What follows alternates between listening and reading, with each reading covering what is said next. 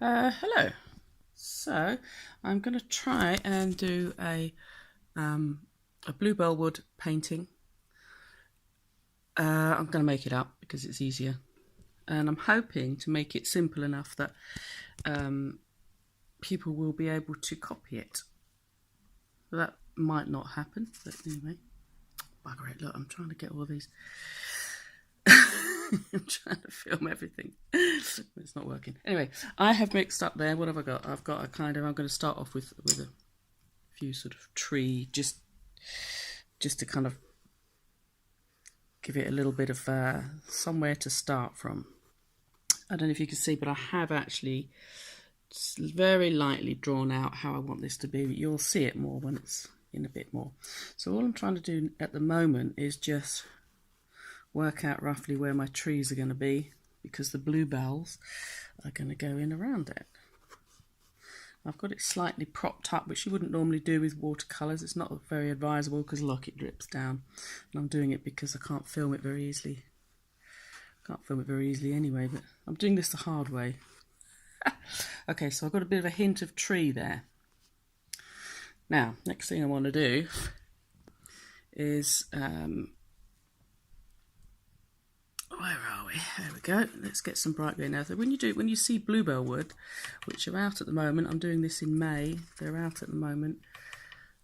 One of the things that makes them extra beautiful is the sort of bright green of the trees as well, the saplings. So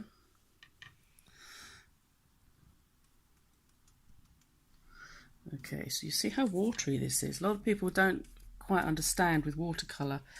Believe it or not, when it says watercolour, it means use lots of water. It's rocket science, it really is. So lots of water, biggish brush here. Just watered down greens. This is going to build up slowly. That's what watercolours do. They don't look good until they're finished. I often say that to people. They're saying, oh, what do I do? It doesn't look very good. It's because you haven't finished. So, let's see what I'm doing here.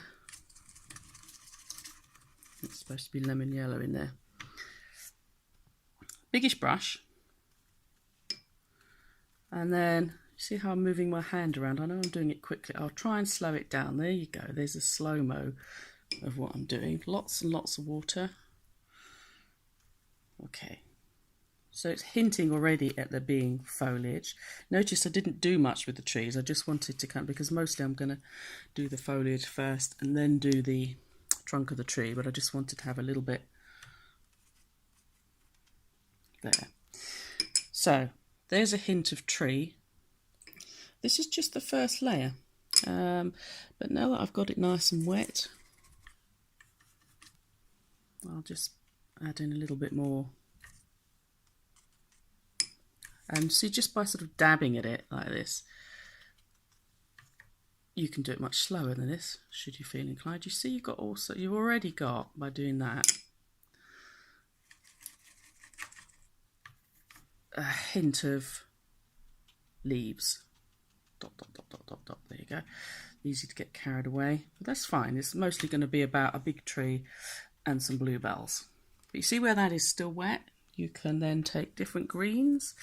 Here's a different one. It's more of a brighter green. There's a viridian green. Viridian is that sort of emeraldy, quite a mad colour actually. So to some degree, while it's wet, you can dab this in and you're already getting the idea of leaves. I'm going to do this video in two parts. It's going to be the wet into wet part, which is normal for watercolours. That's where it's literally wet and you work into it whilst it's wet. And then there's what you then do once it's dried, and then you can go over with other colours, and that's where you make it neater, or sort it out or make it better, or whatever you do with it. But it's generally a two-stage process. So that's probably enough just to sort of give you the idea. Oh, look, there's a lovely drip there.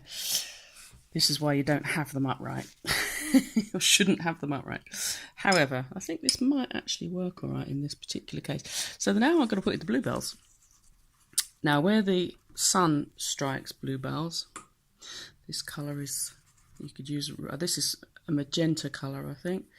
But magenta, rose madder, alizarin crimson, whatever you've got, you can just fumble around with the box. There's another colour there. You get more of this colour where the sun strikes it. Now, if you mix in this colour here, this is called cerulean blue. So rose madder, cerulean blue, unless you happen to have the right colours. I believe there is a colour called bluebell. Ugh, actually, that didn't work. Let's try that. Nope, don't like that. Gonna mix the colour I like. No, definitely don't like that. What's happened there? God, I really should try cleaning my colours every now and then. Nope, that's not it. Right, okay, I'm just trying to find the right colour. Is that it there? Yeah, it's closer. Oh yeah, that's the one. Okay. This is probably the rose madder. If you're very clever, you'll label it. I'm not, so there you go. Now, so let's take that colour. Dots and dashes again, splodges. Some of it will go over there. You might think, oh, it's too pink. Well, that's because I'm going to put some other colours in. Okay.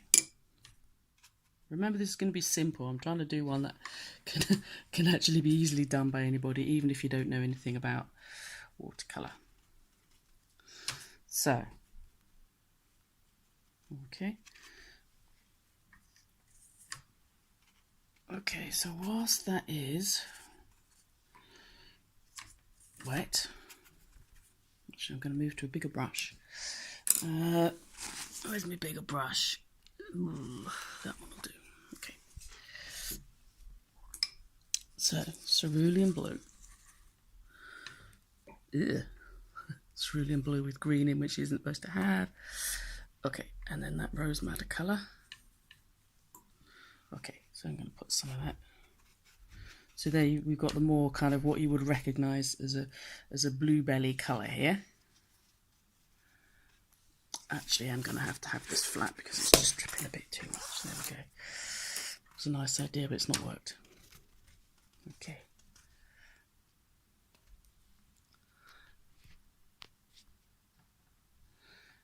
Okay, so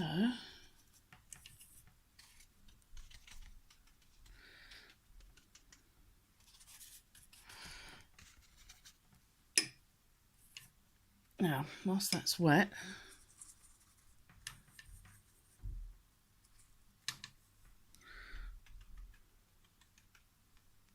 you can always splodge it as well if you like.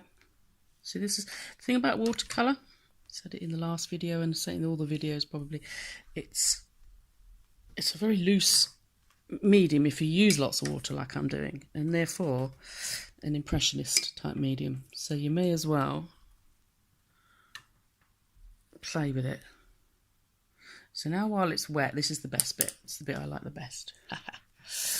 Right, it's nice and wet. Got all these wonderful colours here. And as I said, bluebells, they have different shades depending where the sun is. Now whilst this is wet, you can start to... Oh, it's not quite like that, is it? Hang on. Let's that again. Yes, you can start to just add colour into where it's already, where you've already got water.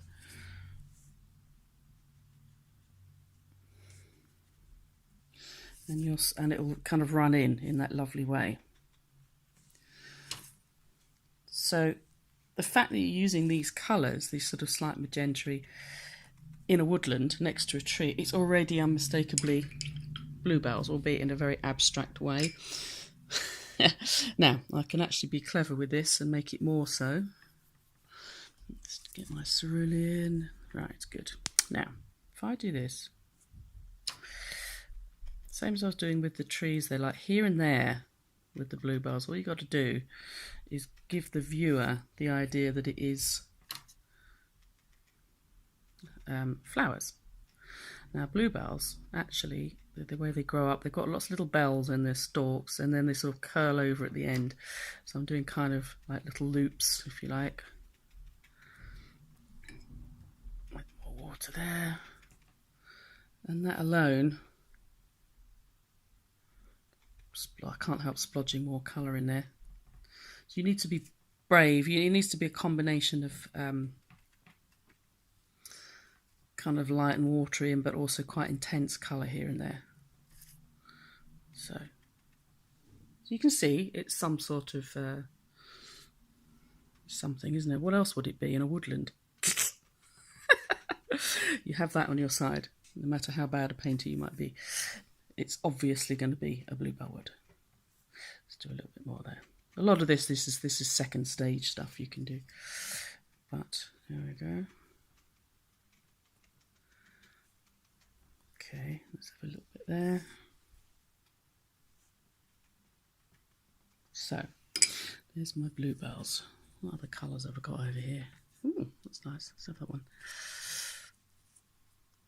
Like I say, if you're clever, sort this all out before you start painting. Or you can just be an idiot like me and get on with it. Now, that's good. Now what we also need with bluebells, it's getting a bit mucky over here. Even I have to clean up occasionally. Of course, I'm rushing. I'm rushing. So you don't have to. You can take your time on this. Although, actually, to some degree, rushing is good. Now, as I mentioned before, I've got this sort of viridian. I've got a whole range of greens here. What I've got here, loads of greens. Lovely. But I want to, whilst this, see this is all still wet. Now here I'm going to be very clever. What I'm going to do is, see, I'm holding the brush so that just the tip of the brush is actually hitting the paper. And I'm leaving plenty of gaps. This is important with watercolour, is leaving gaps. Let's have that. That's going to be, see, eventually that's going to be going over the tree. If you get too solid with watercolour, it gets kind of, just doesn't look very good. Okay, so that, as I said, may not be neat yet, but it's definitely bluebells. And I really haven't used that many colours. Let's have a few more splodges. Ha! Like a splodge. See all I'm doing there? In the water. Splodge, for those that are a bit mucky like me. So I can have a few little bits there. Let's put a little, you wouldn't have too much, don't want to overdo it. There you go. So that's that. Like I say, in the second one, this is where it will actually come together quite a lot more than you think it's going to at the moment. I've done it before, I know it will come together. Oh, so now I'm actually just using, I know what I want to do. Let's get a blue there. Okay.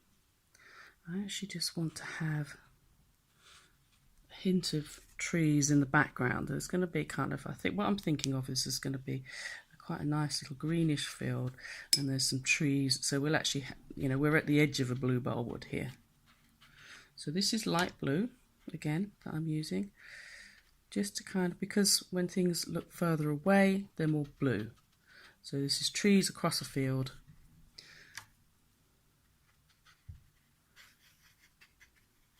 Okay, a little bit more of the green in there just to make it, okay, there, and then a little bit that side.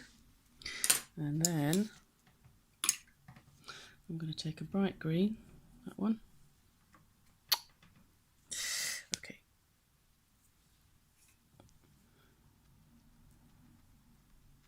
Right, so that's a field. Just a little glimpse through the trees there. Now, I can carry on. This has dried off a bit now, so but I think what I'll do, let's do a little bit more on the tree, and then as I say, I'll switch into the rest of it in the next video.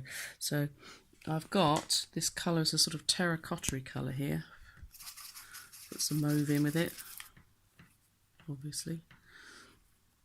And maybe some darker blue. There we go, there's sort of colour there. Right, good.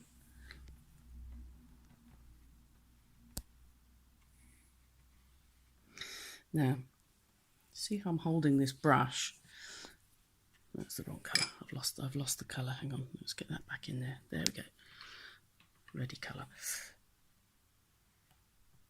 So again, I'm just using the tip of the brush. I'm holding it so that, and I'm kind of putting in some hint of twigs. It's my new perfume. Hint of twigs. Twigs there. So between some of the gaps that are naturally there, that were there from the first foray into this tree. And then put in some more darker colours. It's so scruffy. It's so, you might think, that's never going to work. And maybe it won't. But it probably will. So you see I'm getting kind of a range of darks and lights on this tree as well. I can have some of it come down through here as if that's okay, good. This is going to be a very loose, it's a sketch. Okay, good. Now, so this is your stage one. You might think it's absolutely hideous, but it might remain that way or it might not. There you go, you can see in stage two